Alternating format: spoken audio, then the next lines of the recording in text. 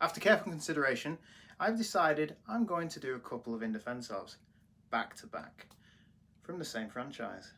Some say the franchise peaked at the second movie. Some even say that the sequel outshines the first. Others say that I'm just padding to give myself a longer intro. And they'd be right. I am, of course, talking about the Terminator franchise.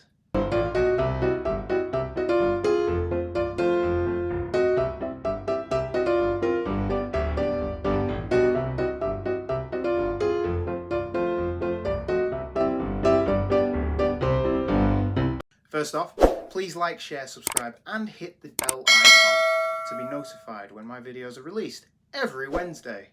My position on the movies following Terminator 2 Judgment Day is that they all differ in tone and quality. But I'm going to do something slightly different. I'm going to defend the movie that I consider to be the best of all the sequels. I actually really enjoyed Terminator Salvation, and if you continue watching, you'll understand why. Or at least, think I'm a loon. Terminator Salvation was directed by G and stars Christian Bale, Anton Yelchin, Sam Worthington and Moon Bloodgood, and is the first, and sadly, the last to take place in the future for some unknown reason. The first instalment of a new Terminator trilogy, this film had the potential to be the start of a fantastic trilogy. The fact that it didn't has a lot more facets than just not making enough money at the box office and receiving negative reviews. But before we get into that, what was the story?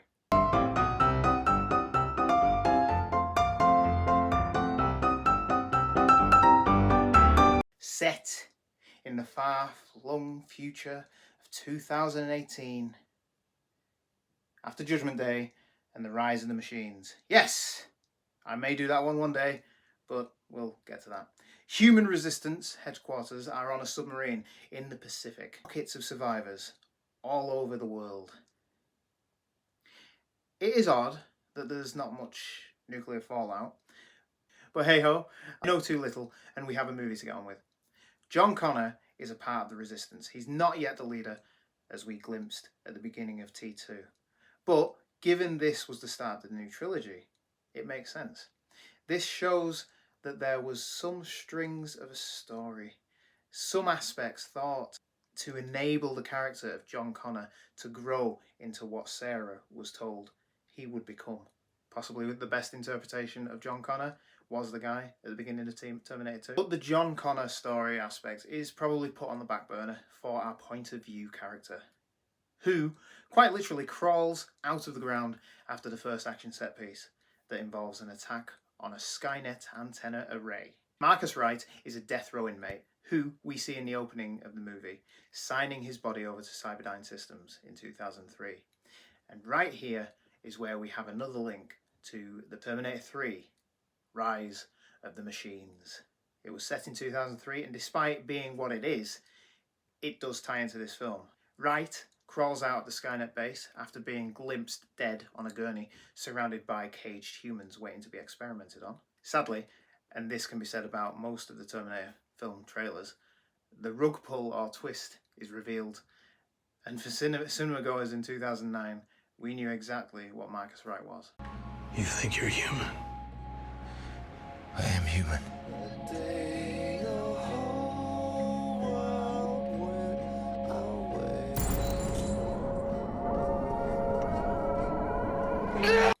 But looking at the final film, it was made to be a shock. The character doesn't know what he is, and despite many scenes of him being able to take humans down, sustain damage from Terminators, and from the environment itself, and if the audience didn't know he was a Terminator, the context clues would have made us aware, leading us to a satisfying twist that had never been done before. But then again, we had the trailer, so we already knew. This, again, happens with Terminator Genisys, with John Connor walking out of the flames as a Terminator. It's like they can't hold the water when it comes to an idea. They're like, oh yeah, spoilers. Skynet knows who Kyle Reese is and has a set list of characters it needs to collect to win the war against the humans. Kyle meets Marcus and they attempt to find John. But despite being a prototype infiltrator Terminator, human hybrid throughout the movie, try saying that's 3 times, Marcus wants nothing to do with the resistance or the war. He basically is just there to save himself. But at the moment he tries to leave, Skynet physically pushes him to do the opposite, as seen in the car chase with Kyle Reese.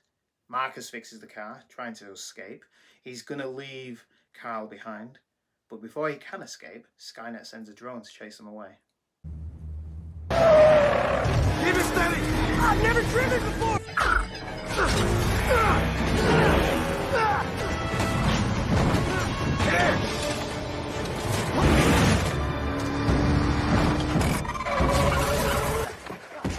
What's interesting about the story is that we haven't seen it before in any of the Terminator franchise.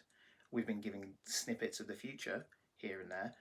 Here, we see it, and the problem with seeing the future is that it doesn't exactly line up exactly with what was learnt during Kyle Reese's story in the Terminator. It's when the infiltrators started to appear. Terminators were the newest, the worst.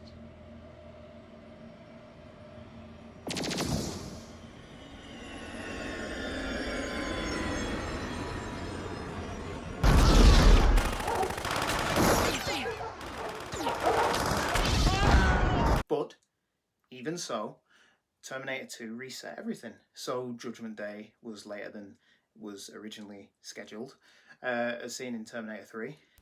It's arguable that what we saw in the Terminator had changed completely due to Terminator 2 changing the whole timeline. But also, it could still tie in completely with everything that has gone before. The same could be said about the later films, and that they could all still tie in. And if you do want to watch them all together, you can, and they do still work. Take these changes at face value. Setting in the story of the two factions, humans and Terminators, was well done.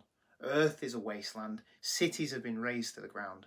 There are crude Terminators taking out small pockets of humans left, and technologically, Skynet has the upper hand.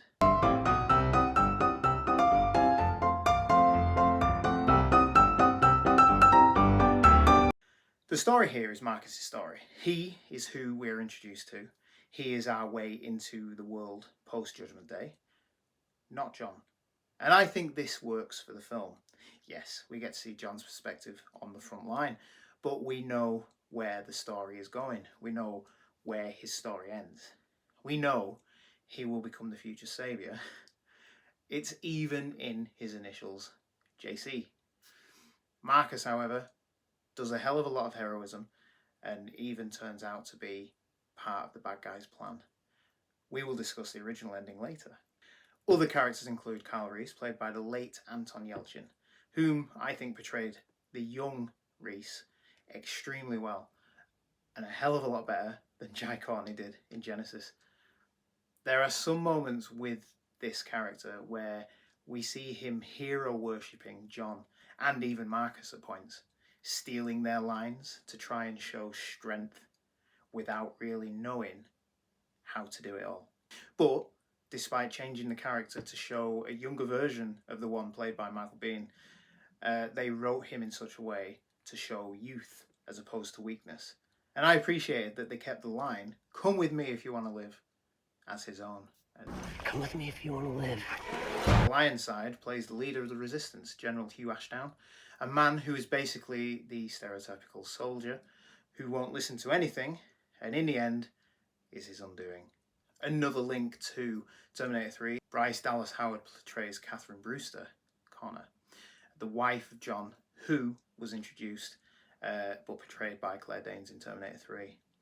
Moon Bloodgood plays Blair Williams, a battle-hardened fighter pilot who serves as the romantic interest for Marcus. She is the only one who sees Marcus for who he truly is. You know, an ex-con death row inmate, not a murdering machine. Helena Bonham-Carter portrays Dr. Serena Kogan, the Cyberdyne's employee who gets Marcus' signature to allow for his body to be donated to science. She also plays the face of Skynet in what I think is the best iteration of the brains behind the Terminator. Just an image on the screen, Skynet uses her face to ease Marcus when he encounters his master. Arnold Schwarzenegger and Linda Hamilton cameo in a different way. Linda Hamilton lends her voice to the Sarah Connor tapes that John listens to. Tape 7, November 10. Where was I? And Schwarzenegger lends his facial features to the surprise T-800 at the climax of the film.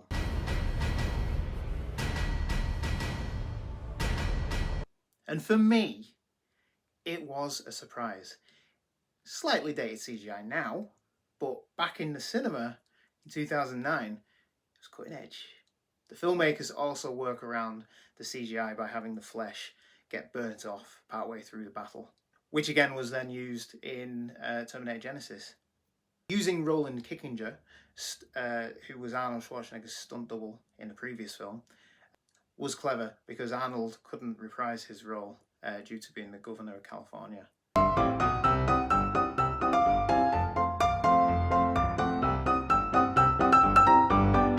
Looking at the film, you can tell that there are a lot of in-camera effects going on. There are a number of computer special effects too, but with the mix of practical and CGI, the blend between the two, I think is really good. With the film being the third sequel in the series that, and one sequel away from the fantastic Terminator 2, the effects are done fairly well. The special effects were done by Industrial Light and Magic, with Salvation being one of the last films that Stan Winston worked on, McGee dedicating the film to Winston in the credits. Martin Lang designed many of the Terminator machines, giving them a lived-in and old worn feel. The T-600 being black and degraded, which adds to the wartime feel. The difference is seen here to T2's future, and the shiny new Terminators give this film an edge. Suggest that not even Skynet are at the same point that we see at the beginning of Terminator 2. The use of models, animatronics, and even larger hand-built sets were used so the actors have something to act against. The effort gone into this film to make the effects look good is shown in the way they designed different types of Terminator robot. Even having Ducati design the Moto Terminators that Connor overpowers and uses to ride to San Francisco.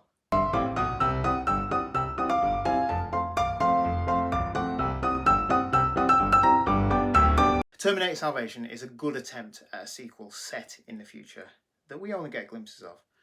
It was a chance to breathe new blood into the franchise, and I'd say that it did succeed. I really enjoyed the film when I saw it in the cinema. It was fresh, taking away the time travel aspect of the previous installments, but also taking the technology of the Terminators back to something a little less advanced than the T-1000. But with the timeline being at a point that it builds towards it. Look at Terminator Dark Fate, where they do the opposite. It works well, and upon my rewatch, I still enjoy it, and I don't think it deserves the negativity that surrounds it. The lighting's a bit off though, isn't it? Unfortunately, as of writing, Terminator Salvation has a Rotten Tomatoes score of 33%, with a 54% on the audience score.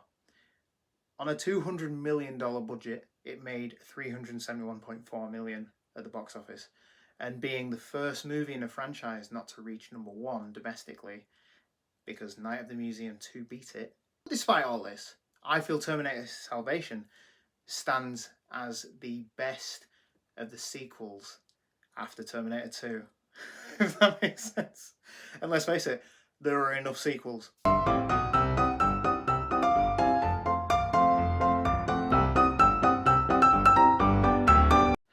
As mentioned, it was supposed to kick off a new trilogy that would lead up to and most likely culminate with Kyle Reese being sent back to 1984, closing the circle.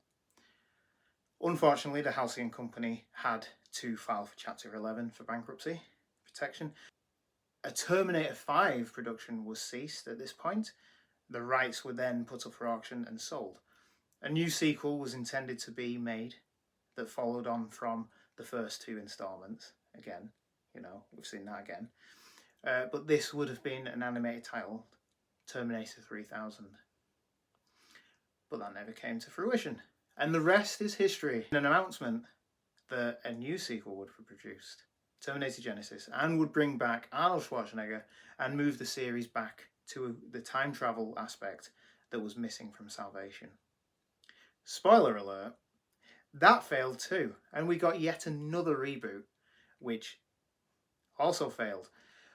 But I would argue that if they picked up where Salvation left off, I'd go see that. Would you? I said, the original ending of this is twisty, and I think if it had been kept, then this would be a different story. John Connor was supposed to die at the hands of the T-800, and Marcus would take on the form of Connor using his skin. But at the point he was taken over and becomes John Connor, his Skynet programming would kick in, and he would kill all the onlookers in the Resistance, including Carl Reese. This would have been amazing. That would have left the audience wanting more, wondering where it would go. How it completely changes everything. But that ending didn't happen, so we can only dream. I'm the Ultimate Movie Geek, and you've been watching In Defense Of. Thank you for watching. Please let me know what you thought of Terminator Salvation. If you enjoyed it, if you didn't enjoy it, let me know in the comments below. Please like, share, subscribe, and hit the bell icon to be notified every Wednesday when our videos are released. Do I want? No! No! Don't shut me up!